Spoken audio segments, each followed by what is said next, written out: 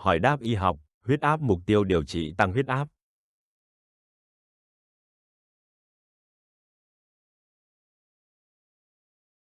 Thưa bác sĩ, chỉ số huyết áp mục tiêu khi điều trị bệnh tăng huyết áp là bao nhiêu? Tiến sĩ bác sĩ Trần Văn Phú trả lời.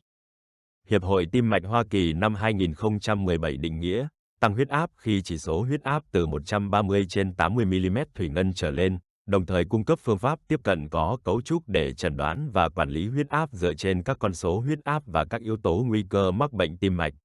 Mục tiêu huyết áp để điều trị tăng huyết áp phụ thuộc vào sức khỏe tổng thể, độ tuổi và tình trạng bệnh lý khác của bệnh nhân.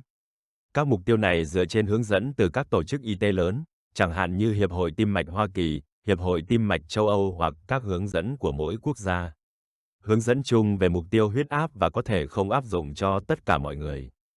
Tất cả bệnh nhân bị tăng huyết áp đều được khuyến cáo thay đổi lối sống như phương pháp điều trị ban đầu, bao gồm giảm cân, chế độ ăn tốt cho tim, tăng cường hoạt động thể chất, chế độ ăn ít natri và hạn chế uống rượu.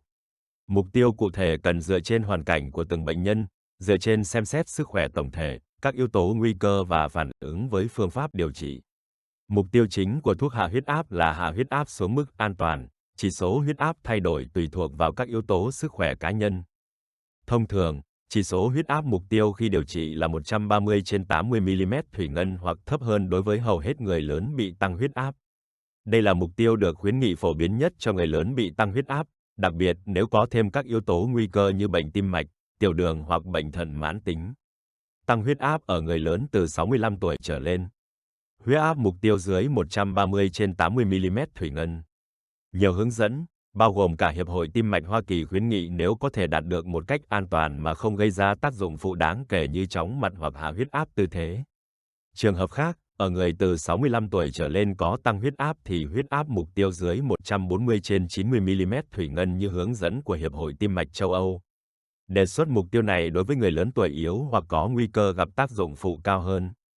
Với bệnh nhân tăng huyết áp và bệnh tiểu đường, mục tiêu là dưới 130/80 mm thủy ngân nếu có thể đạt được một cách an toàn.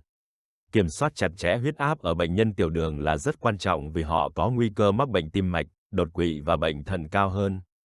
Hạ huyết áp có thể giúp giảm nguy cơ biến chứng tiểu đường như bệnh võng mạc và bệnh thận. Với bệnh nhân tăng huyết áp và bệnh thận mãn tính, huyết áp mục tiêu có thể thay đổi tùy thuộc vào mức độ nghiêm trọng của bệnh thận, nhưng thường dưới 130/80 mm thủy ngân, đặc biệt nếu có tình trạng protein niệu đáng kể. Mục tiêu là ngăn ngừa sự tiến triển của tổn thương thận và giảm nguy cơ mắc các biến cố tim mạch. Kiểm soát huyết áp chặt chẽ đặc biệt quan trọng ở những bệnh nhân bị albumin niệu, vì nó có thể làm chậm sự tiến triển của bệnh thận mãn tính và cải thiện kết quả điều trị. Với bệnh nhân tăng huyết áp và bệnh tim, bao gồm bệnh động mạch vành, huyết áp mục tiêu thường dưới 130/80 mm thủy ngân. Tập trung vào việc giảm nguy cơ tim mạch, hạ huyết áp ở bệnh nhân mắc bệnh tim làm giảm nguy cơ tiến triển suy tim, đột quỵ và các biến cố tim mạch khác. Với bệnh nhân tăng huyết áp sau đột quỵ, mục tiêu là dưới 130/80 mm thủy ngân để giảm nguy cơ tái phát. Những lưu ý quan trọng khi đặt mục tiêu điều trị tăng huyết áp.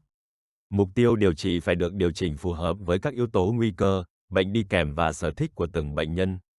Thay đổi lối sống luôn phải là nền tảng của việc điều trị, ngay cả khi đã kê đơn thuốc. Theo dõi thường xuyên rất quan trọng để đánh giá hiệu quả điều trị và điều chỉnh mục tiêu khi cần thiết. Bệnh nhân cần tuân thủ việc dùng thuốc theo đơn và giải quyết kịp thời mọi tác dụng phụ.